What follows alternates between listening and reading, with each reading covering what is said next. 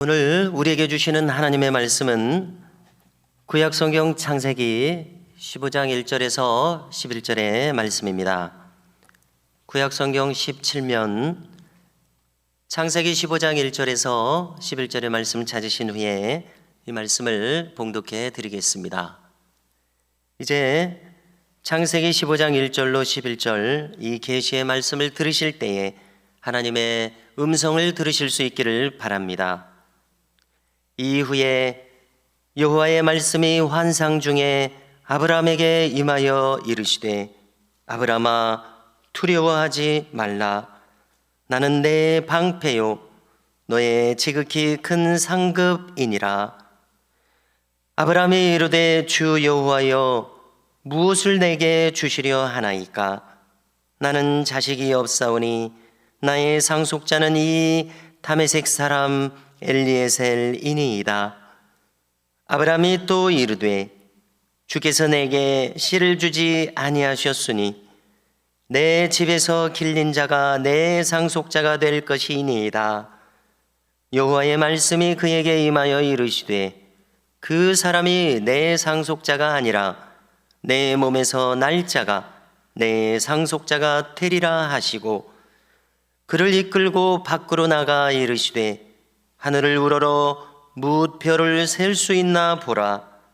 또 그에게 이르시되 내 자손이 이와 같으리라.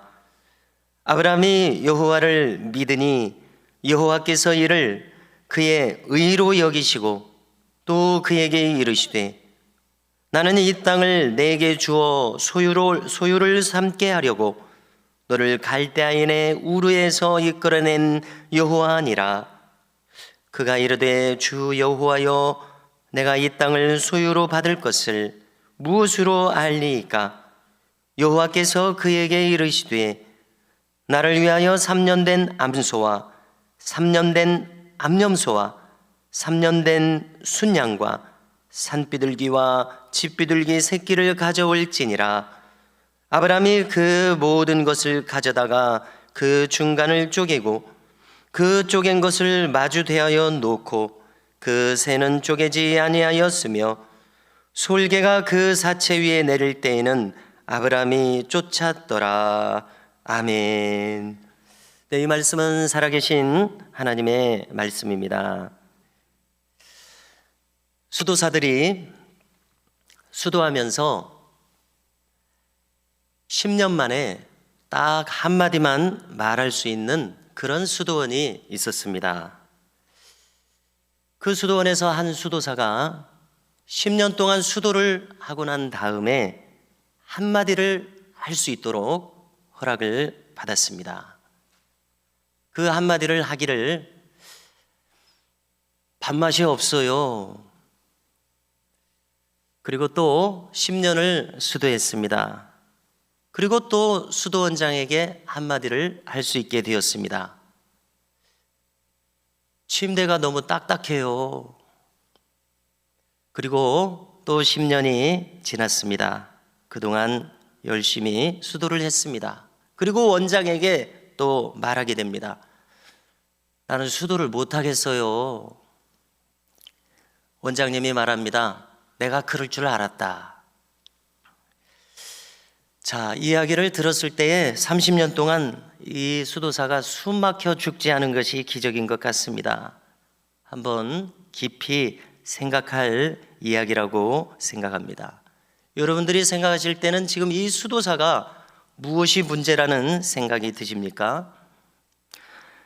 유대인들은 자녀들에게 인간관에 대해서, 즉 인간관계를 맺어가는 데 있어서 앞으로 그들의 인생에 대단히 도움이 될 만한 몇 가지 교훈을 들려준다고 합니다. 그 중에서 몇 가지를 한번 들어보십시오. 첫째로, 강한 사람이란 자기를 억압하는 사람과 적도 친구로 바꿀 수 있는 사람이다. 둘째로, 이웃을 돕는 일에 마음을 쓰지 않는 사람은 아직까지 참된 인생을 살고 있는 것이 아니다. 세 번째로, 결점이 없는 친구를 가지려고 하면 평생 친구를 가질 수 없느니라. 네 번째, 너희들은 지금 힘이 없는 사람이라고 해서 그 사람을 결코 우습게 여기지 말아라. 다섯째, 남을 칭찬할 줄 아는 사람이야말로 진정으로 칭찬받아야 할 사람이다. 여섯째, 너희는 다른 사람에게서 항상 장점을 찾도록 하여라. 그리하여 죄인이라도 성자로 만들 수 있는 사람이 되도록 하라. 이런 교훈을 자녀들에게 들려준다고 합니다. 어떻습니까? 한번 곱씹어 볼 만한 이야기들이라고 생각합니다.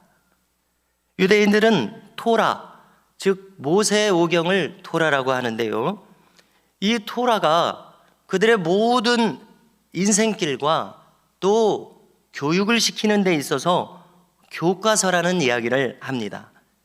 그들은 하브루타라고 하는 교육 방법을 사용해서 자녀들을 양육하는데요, 그것은 한마디로 말해서 교과서는 토라인데 이 토라의 내용을 가지고 한 대목 한 대목 토론을 하는 겁니다. 왜 이런지, 왜 이렇게 하지 않았는지, 무엇이 옳다고 생각하는지 서로 막 이야기를 하는 가운데 생각하는 힘이 발달되는 겁니다. 그리고 왜 그런지 이유를 대야 되니까 논리력이 발달되어서 깊이 생각할 수 있는 아이들로 성장한다는 것입니다. 자, 여기 이 여섯 번째, 인간관에 대한 교훈을 다시 한번 생각해 보면요, 다른 사람으로부터 항상 장점을 찾도록 하라. 제가 생각할 때 이 교훈도 분명 토라로부터, 즉 모세의 오경을 통해서 배운 교훈임이 틀림없습니다. 성경 어느 곳에서 이런 것을 그들이 발견했는지 우리가 한번 찾아볼 만합니다. 자, 우리가 지금까지 살아오는 것을 돌이켜보면요, 타인들과 더불어 지내다 보면은 어떤 사람의 단점이 보이도록 되어 있습니다. 멀리 갈 것도 없습니다. 우선 나부터도 스스로 생각할 때 단점이 분명히 있습니다. 잘 고쳐지지 않는, 내가 봐도 나를 한심하게 생각할 만한 그런 일들을 우리가 종종 하면서 살아가게 됩니다. 자, 그런데 우리가 타인에게서 어떤 단점이 보이면은 나도 모르는 사이에 그 사람을 꺼리는 마음이 생깁니다.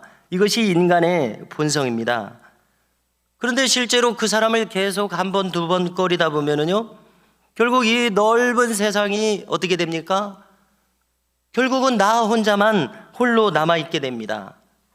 우리는 독불장군이라는 없다는 세상에서도 흔히들 이야기하는 이 진리를 기억해야 할 것입니다. 우리는 도움을 주고 또 도움을 받으면서 살도록 되어 있습니다. 그러면 어떻게 해야 우리가 다른 사람들과 더불어서 함께 살아갈 수가 있겠습니까? 그것은 바로 그들이 가진 많은 단점에도 불구하고 그의 장점을 실제로 높이 생각하고 그것을 많이 생각하는 것입니다. 자, 오늘 본문을 보십시오. 저 유명한 믿음의 조상 아브라함이 하나님과 언약을 맺는 대목이 나오고 있습니다. 언약이라고 하는 것은 무엇입니까? 한 사람만 가지고서는 언약이 성립하지 않습니다. 쌍방이 있어야 서로 언약을 맺게 됩니다. 자, 맹세라는 것을 우리가 합니다. 맹세는 내가 이제 지금부터 이렇게 해야 되겠다, 혼자서 스스로 하는 것이 맹세입니다. 아니면은 내가 오늘부터는 아들에게 이렇게 해야겠다, 누구를 향해서 스스로 이렇게 생각하는 것, 이런 것이 맹세입니다. 그러나 언약은 쌍방이 합니다. 여기 이 인간 아브라함이요, 하나님과 쌍방 계약을 맺는 것 자체가 얼마나 이것이 놀라운 일입니까? 아브라함은 어찌 그렇게 놀라운 특권을 받아서 성경에 이렇게 기록되었고 그렇게 살아갔는지 참 부러운 마음이 들지 않습니까? 그러나 성도 여러분, 놀라지 마십시오. 예수님 안에서 우리도 언약 백성이 된다는 사실을 우리가 잊고 살아가는 것 같습니다. 십자가 대속이 언약임을 잊지 마시기 바랍니다. 십자가 대속을 통해서 우리를 자녀 삼으셨습니다. 제자 삼으셨습니다. 백성을 삼으셨습니다. 또 그분의 신부로 삼으셨다는 이런 놀라운 말씀이 바로 이 성경의 요약들입니다. 우리가 이처럼 하나님의 특별한 취급을 받고 있다는 사실을 우리 각 사람들은 하루라도 속히 깨달아야 될 줄로 믿습니다. 아브라함이 본토 친척 아비집을 떠나서 하나님을 믿으면서 여기 15장, 12장부터 15장이죠. 여기까지 오기까지 여러 가지 사건들 기록되어 있습니다. 우여곡절을 그동안도 여러 가지 겪으면서 나름대로 잘 살아가고 있을 때에 오늘 본문을 보니까 하루는 하나님께서 환상 중에 그에게 임하셨습니다. 그리고 말씀하십니다. 아브라함아, 두려워하지 말아라. 두려워했던가 보죠? 두려워하지 말아라. 나는 너의 방패요, 지극히 큰 상급이니라. 자, 무슨 뜻입니까? 이 상급이라고 하는 말은 히브리어를 찾아보니까 샤카르라는 말인데 그 뜻은 급료라는 뜻입니다. 자, 세상 사람들이 흔히 이야기합니다. 아니 뭐 예수 믿으면 돈이 나오냐 떡이 나오냐. 자, 사람들이 이렇게 이야기하는데요, 재미있게도 성경은 지금 뭐라고 말씀하고 있는 것입니까? 대놓고 돈이 나온다고 이야기하고 계십니다. 나는 너의 지극히 큰 상급이니라. 나는 너의 지극히 큰 임금이니라. 급료니라. 월급이니라. 이 뜻이 되고 있어요.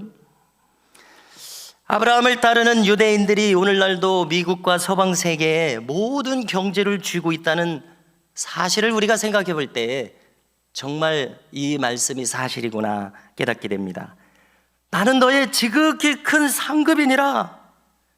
자, 그런데 이 놀라운 말씀을 들었을 때 아브라함에 이어지는 대화를 보니까 아브라함의 반응이 좀 시큰둥합니다. 하나님, 저에게 무엇을 주시려고 하십니까? 그 뒤에 하소연을 계속합니다. 저는 자식이 없습니다. 제 상속자는 여기 이 다메섹 사람 엘리에셀 이 사람뿐입니다.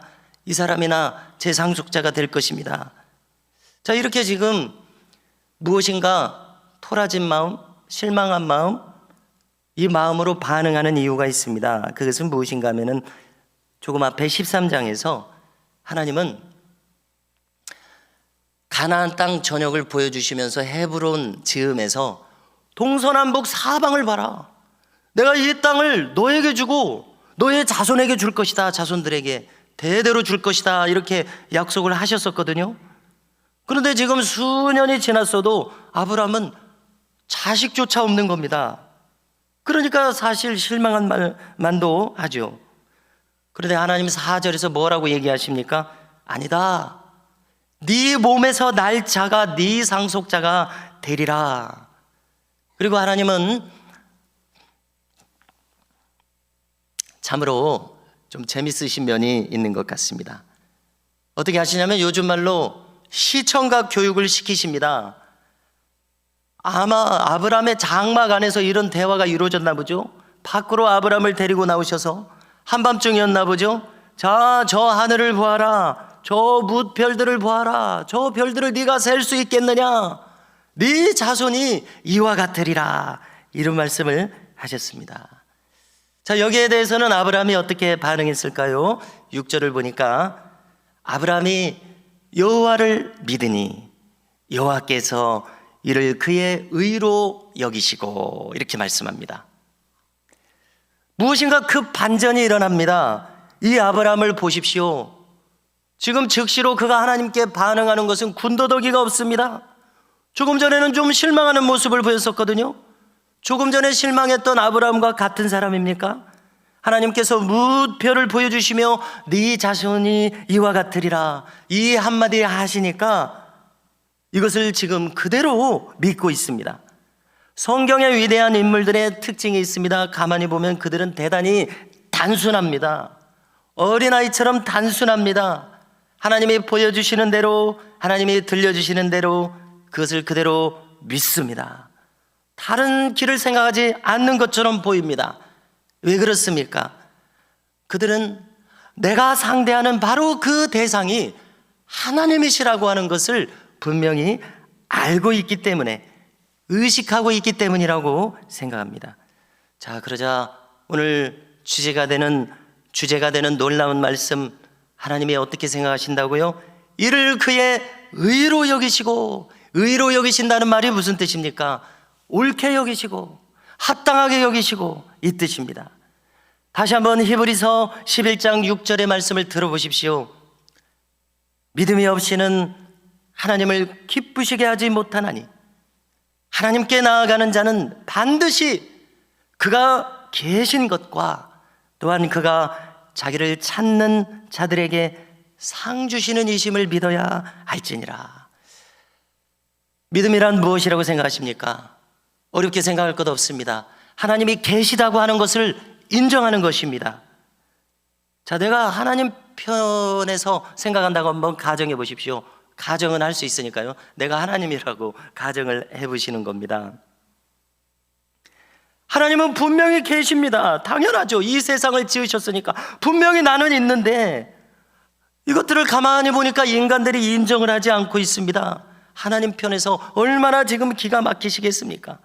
그런데 가만히 이 세상을 굽어 살피니까 종종 하나님이 계시다고 진심으로 믿는 사람들이 나타나고 있습니다. 하나님 보실 때 얼마나 그들을 기쁘게 생각하시겠습니까? 기특하게 생각하시겠습니까? 아, 그래, 많은 사람들을 만들어내었는데 그래, 너는 나하고 좀 대화가 통하겠구나. 내가 너를 축복하리라, 영육간에 축복하리라, 이렇게 생각하시지 않겠느냐는 겁니다.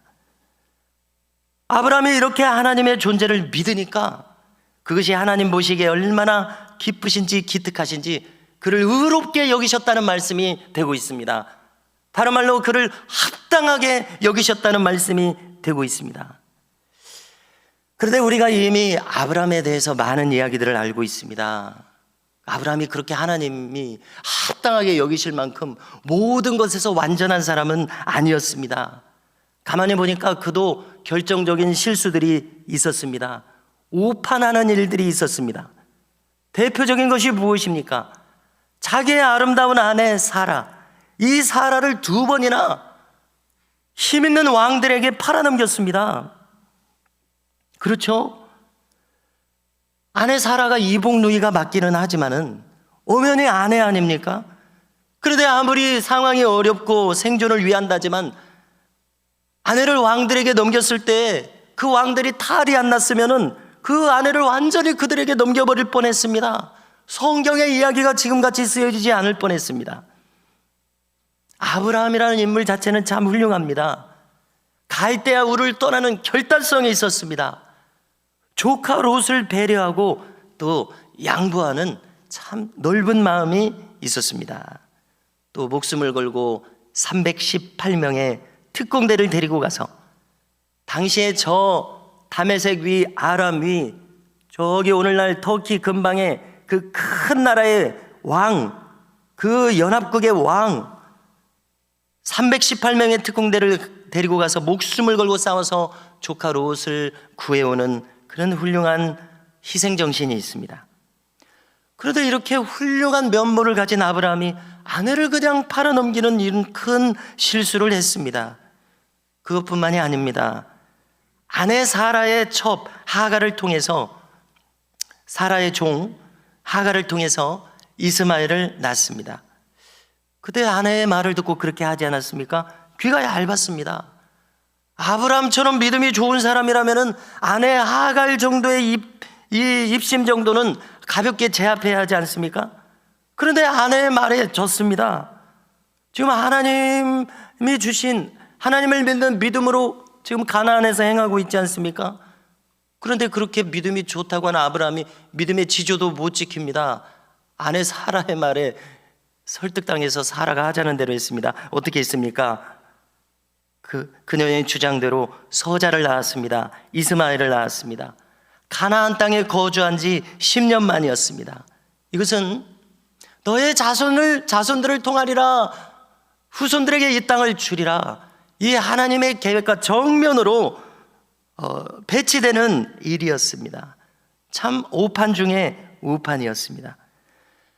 그런데도 오늘 말씀을 보니까 하나님은 이 아브라함을 의롭게 여기신다고 이야기하십니다. 그가 합당하다고 이야기하십니다.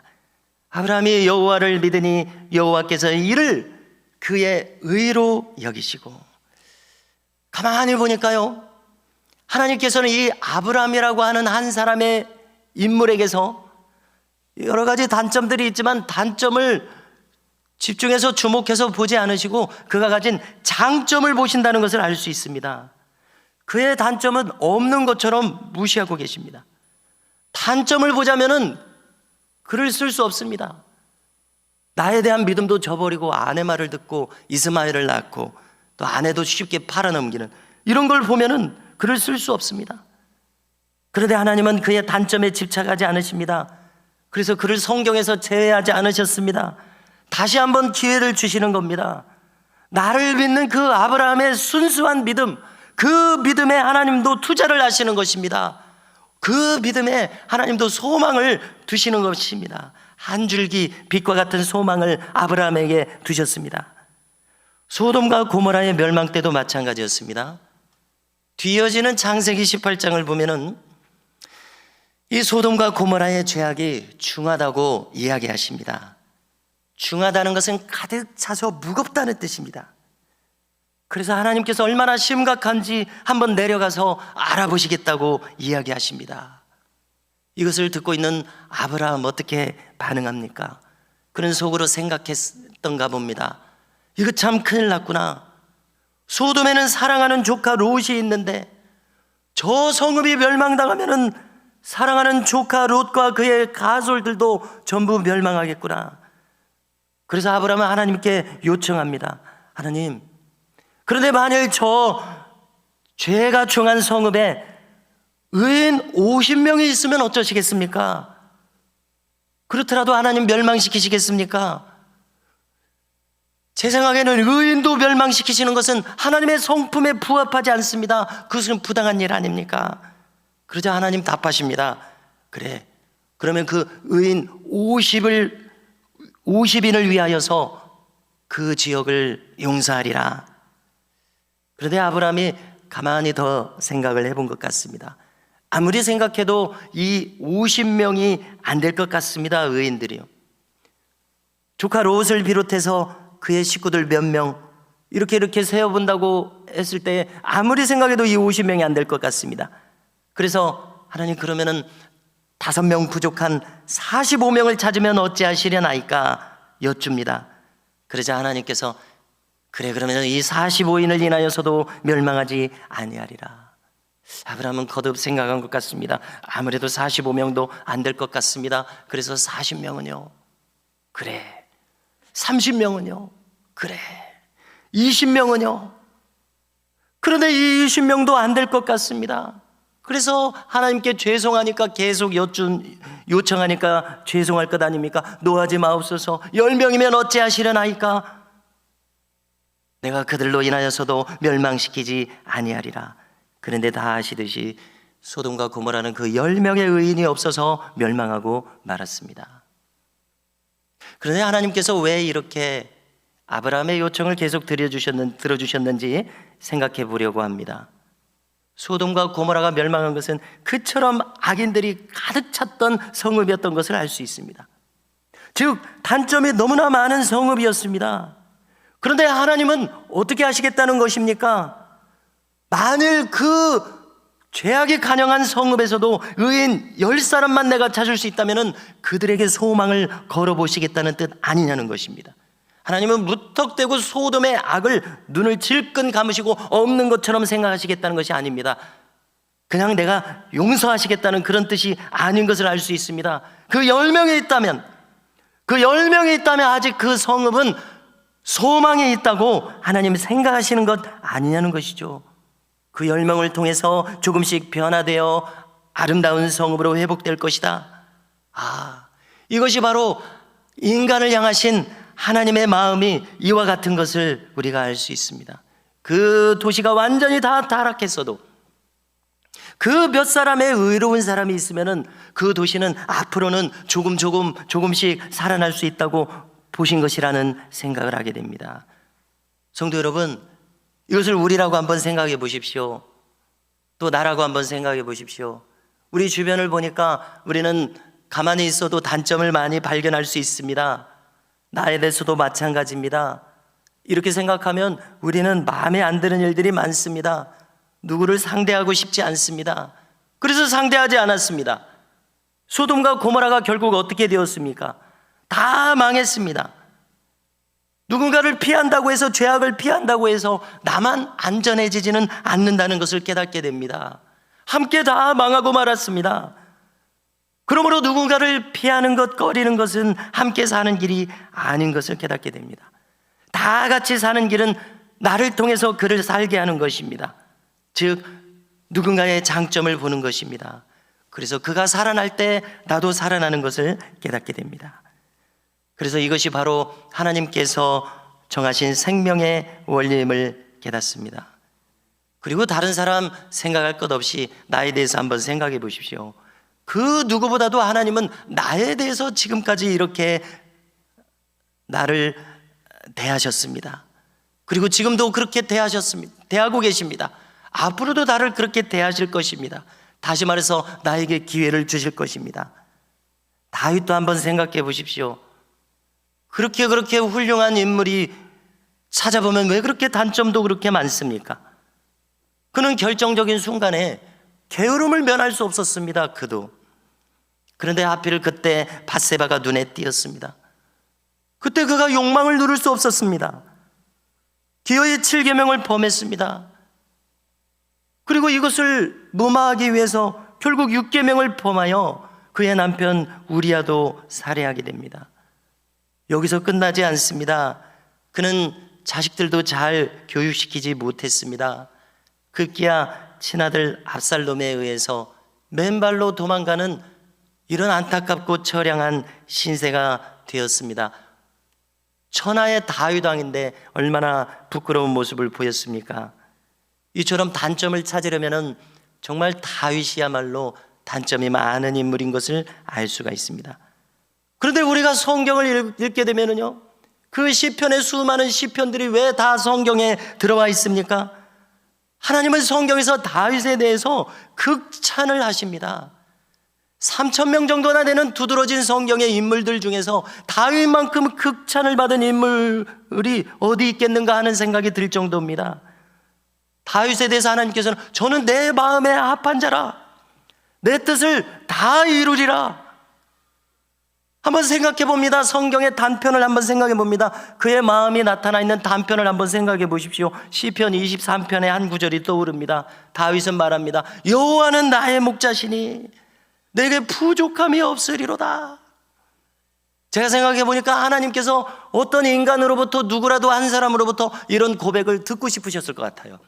여호와는 나의 목자시니 내가 부족함이 없으리로다.